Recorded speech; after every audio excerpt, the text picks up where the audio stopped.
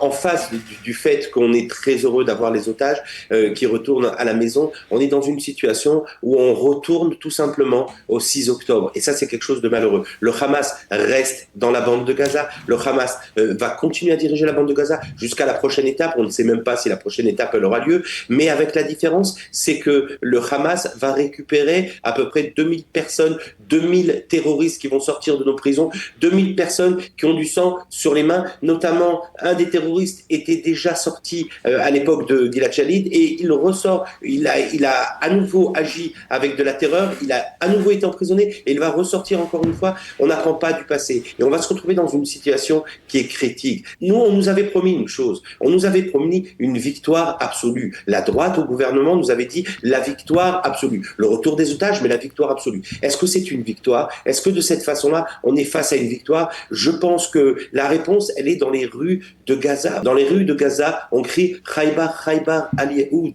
Ça nous rappelle une période où les soldats de Mahomet ont assassiné des tribus d'Israël. C'est ce qu'ils disent, c'est ce qu'ils ressentent. Le Hamas a gagné une partie de cette guerre. Et malheureusement, aujourd'hui, on est dans une situation où on ne peut pas dire que le Hamas entièrement a été exterminé. On a encore plus de 15 000 personnes du Hamas. On a encore une épée de Damoclès sur Israël et c'est quelque chose de catastrophique.